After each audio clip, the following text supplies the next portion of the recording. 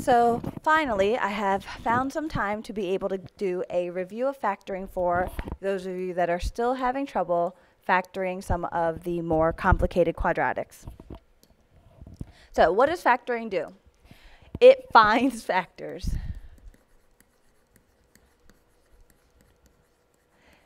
Okay, that's the main thing. Number two, helps us solve equations. And the third thing, for calculus, we need to know how to factor for our sign charts. That's the real reason that we deal with factoring. So let's start out with some easy problems, which you probably already can factor, but I want to make sure that we go through everything in case you are having trouble. So whenever you're trying to factor, the first thing you always look for is a greatest common factor. 2, 14, 20. I can factor out a greatest common factor, which is 2. That leaves me with x squared minus 7x plus 10. Second thing, you are going to factor trinomial. So if you need some help reviewing factoring trinomials, in this problem, a is 1, b is -7, c is 10. So you're going to look for two numbers that multiply to c, but add to b. So let's see. I need to multiply to -10, but I need to add to -7. So the numbers would be -2, -5. My factors, I'm going to bring down my 2. My factors would be x minus 2 and x minus 5. These are factors. You do not solve this because there was no equals anything up top. There is no equal sign, then this is not an equation. This is an expression in which we are finding its factors. Second,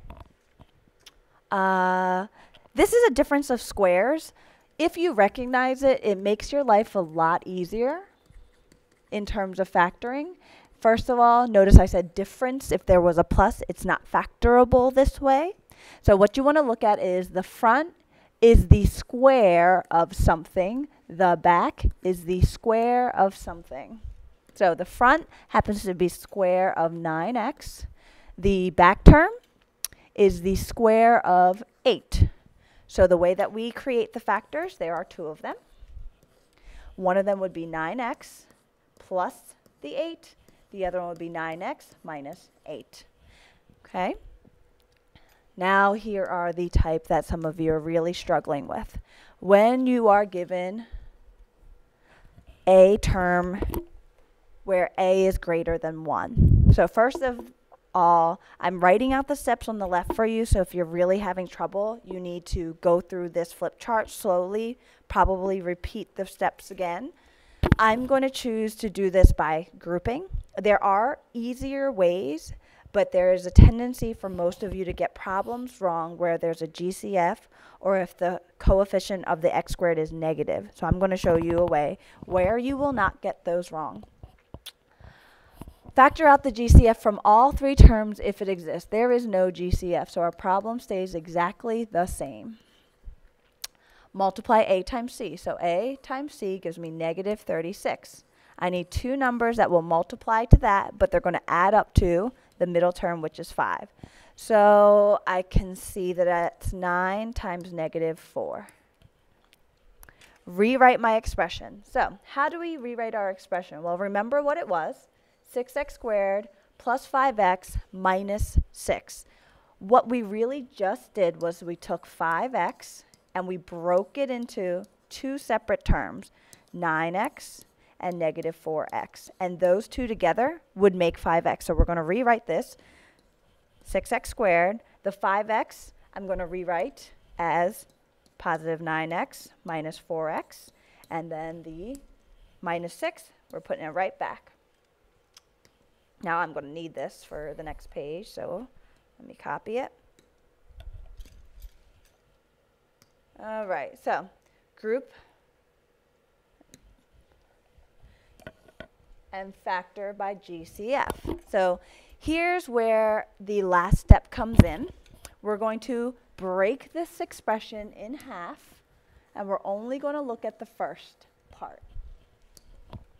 6x squared and 9x. I'm going to divide out the greatest common factor, which is 3 and x. 6x divided by 3x leaves me with a 3, no, not a 3, I can do this, 2x. 9 divided by 3 leaves me with a 3. X divided by x, there's nothing. The nice thing about factoring, if you knew from the very beginning that it factored, which we did because we were able to break up the 5x into 9 minus 4, then you are guaranteed that your second term here will have to be exactly the same, 2x plus 3. They have to be exactly the same. So you look at the second part of this, and I'm actually going to use the highlighter. And we need to figure out what can we divide out so that I am left with 2x minus 3. So hopefully you figured out that what I need to divide out, oopsie, is the negative 2. And the very last step, what are your factors? They will be, take out the common term, so we'll do that in green. That's this guy and this guy. So your common term is 2x plus 3. What is left over? From the first term here, my leftover is 3x. From the second term here, my leftover is the purple minus 2. There are your factors. How can you check if it's correct? The front two terms will give me my 6x squared. My back two terms are what give me the, actually, let me do it up top. My back two terms are what give me the minus 6 in the back, and the middle two, look at the way we do the middle. I can get this pen to work. That gives me the 9x that we had, and this gives me the negative 4x that we had. So every single term from the grouping comes back. The front, I guess some of you think of this as FOIL. This would be the front, this would be the last, this would be the outer, this would be the inner. So your FOIL brings back the grouping. Real quickly, I'll go through one more with you without the steps just staring at you. We will look at this one, multiply the a and c, we get negative 6. We need two numbers that are going to multiply to negative 6 but add up to 5. That would be negative 2 and negative 3. So we're going to rewrite this as 2x squared. In blue are my minus 2x. Wow, am I completely wrong? I am. So let me go back and do this again. That added up to negative 5. I need positive 5, so that means 6 and negative 1. So here we go. Positive 6x minus 1x, and the back, negative 3. So you'll look in the middle, make sure it adds up to 5x. So all I've done is rewrite the problem. Factor out the greatest common factor from the first two terms, 2 and an x. I divide out the 2x, we get left with x, and I divide out the 2x, and I get left with a 3. Remember, we need this to match perfectly, so I'm literally copying the x plus 3 right there. And we're going to look at the second terms, the second group of terms. What can I divide out? So I have left an x plus 3. That would be a minus 1. So remember what we did? We highlight the term that's common. That comes out front.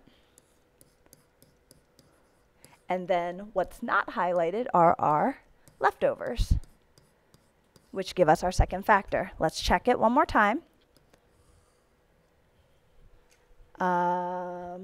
Whoops, went a little too far. That gives us our 2x squared, which we needed. The back two terms give us our negative 3, which we needed. The inside terms giving 6x. The outside terms giving us negative x. So exactly what was up top just came back. That's how you know that you are correct. Hopefully that was a nice review of factoring by grouping. If I have time, I might go back and show you one or two other ways, but I just went through 3 videos. It's 2:45 on a Saturday afternoon, and the Hokami game is playing outside, so I guess I'll see some of you out there. As I said before, Miss Kim has no life at all. This is how I spent my Saturday.